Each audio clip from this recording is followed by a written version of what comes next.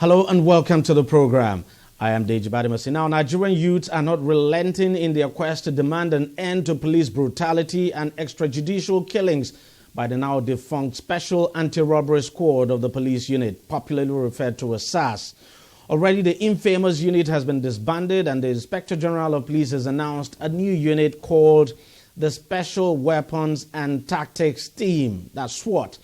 But rather than quell the agitations of the youth, the announcement has triggered more protests across the country with the hashtag #EndSWAT. Now, the key demands of the protesters include justice and compensation for families of deceased victims of SARS high-handedness now, increment of police salaries, and an overhaul of the entire police structure. The government has agreed to meet these demands, and each state is now required to set up a judicial panel to investigate complaints of police brutality. Despite this, the protests have continued, and in some places, they've actually turned violent. Joining me now to discuss this and more, of course, is Colonel Hassan Stanlabo, who is a retired military officer and a security expert. Colonel, thank you very much for joining us on the program.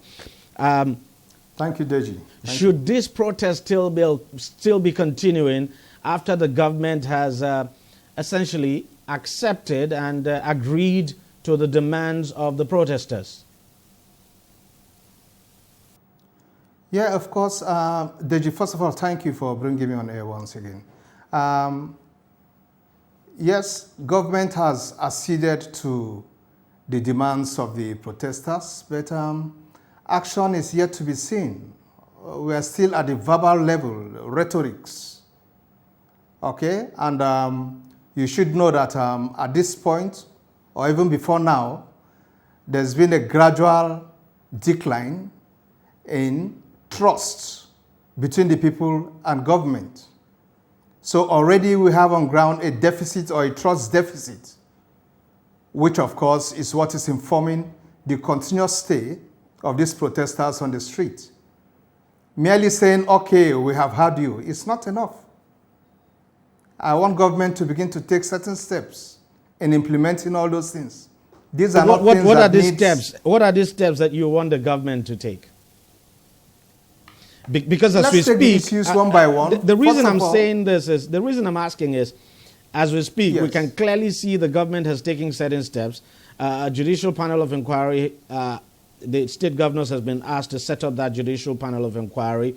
The Inspector General of Police has come up with a clear roadmap of what the SWAT would look like, and that, of course, we're not going to have members of the disbanded SARS as part of that team, and that members of this disbanded SARS are going to go through both medical and psychological tests to test their fitness now to still remain in the police and all of that. So essentially, these demands have been met, and at least the ones that can be met immediately. In terms of salaries and all of that, of course, that is not something that you expect a mere pronouncement can resolve. Deji, you would agree with me that desperate situations call for desperate actions. The boys have shown how desperate they are, but we have not seen that level of desperation in the reaction on the part of the government. I'm not speaking for the boys, I'm speaking as a concerned citizen. All right? All these issues are not things that, frankly, they will sit here and begin to say, look, but they have acceded to this, they've acceded to that. These are still rhetorics. State governments have been asked to set up the various judicial committees and so on to address these issues.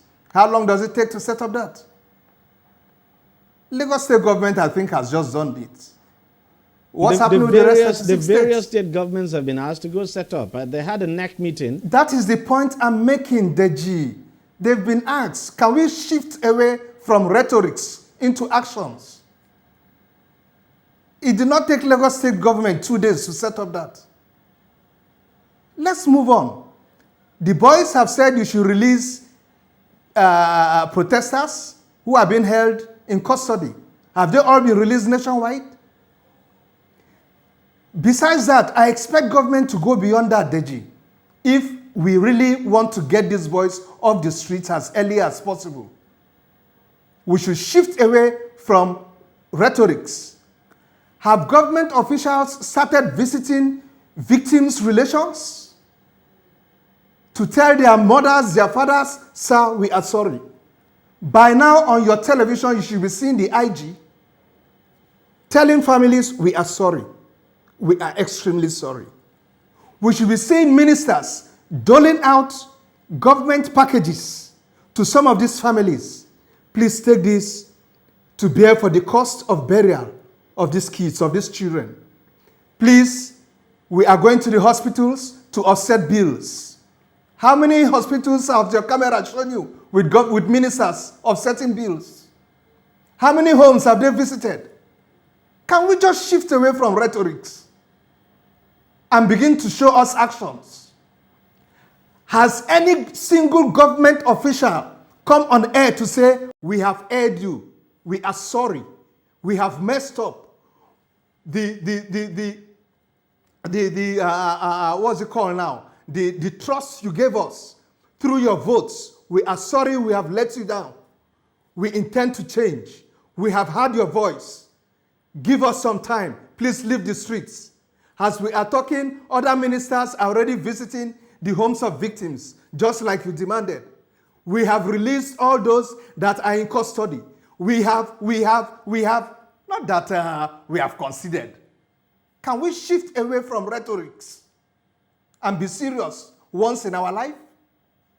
Let's face it, the truth is we have seen some actions that have been taken. And the question is, if we have seen these actions that have been taken, don't you think the government should be given the benefit of doubt in this case and, given the chance to implement those demands, so to speak?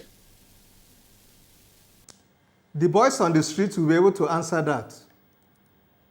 If you think you have seen enough to get the boys off the streets, well, maybe I'm seeing it from a different perspective. Frankly, I feel government is not taking these boys on the streets serious yet.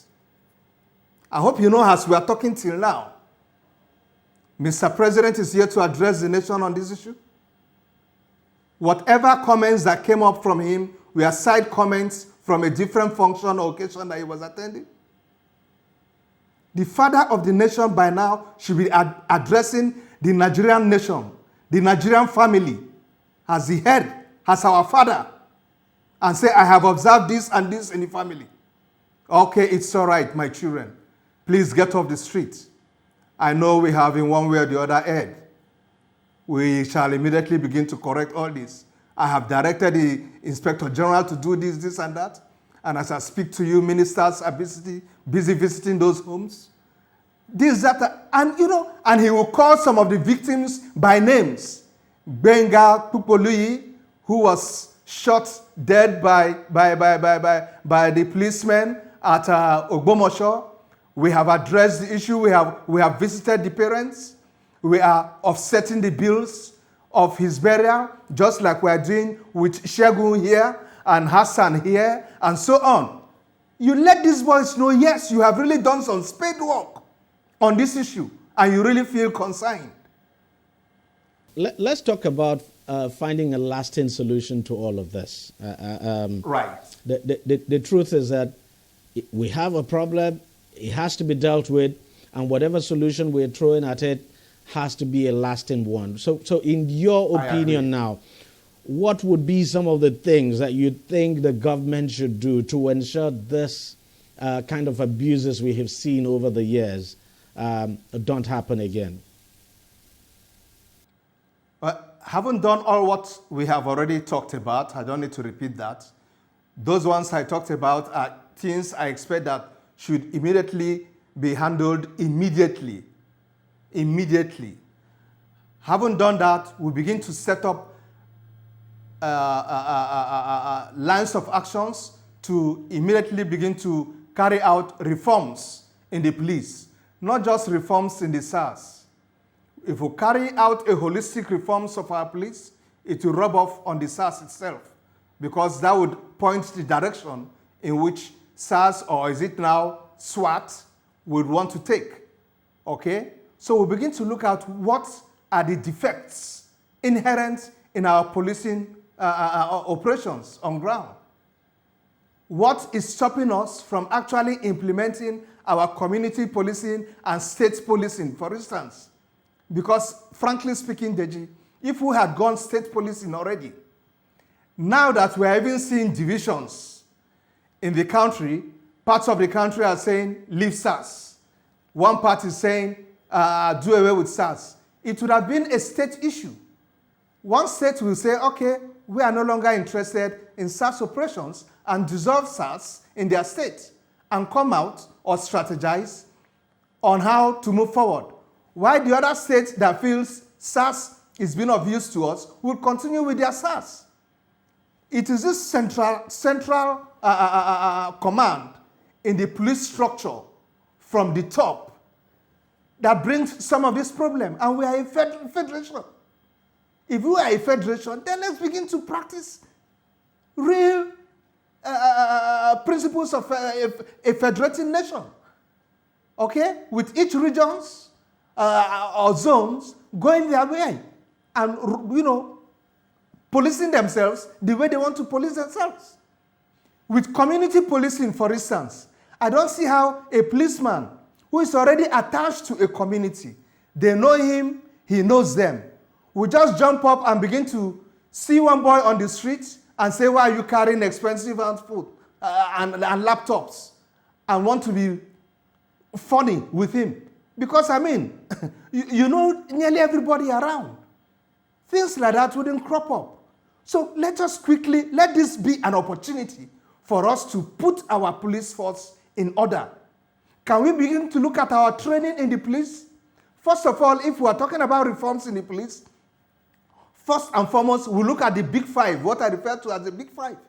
We look at the manpower issues in the police. We look at the funding issues in the police. We look at the training issues in the police. We look at the logistics and equipment issues in the police. And then finally, we address the welfare concerns of the policeman, having to do with his salary and so on. A policeman going out on patrol should pull out with a food pack, should pull out with at least a bottle of drinking water, and so on. Not to go on the streets and start looking for where he will get money to take his lunch. And by so doing, any vehicle coming his way is in trouble. He must extort from the driver or from the owner of the vehicle. We must begin to address all these things that, often bring about what I call a thumbs down for our police. All right, we just have to wait and see how all of these unfold, and it's really unfortunate, but it's also a good thing that we're discussing police reform at this time, and it's very important for our country.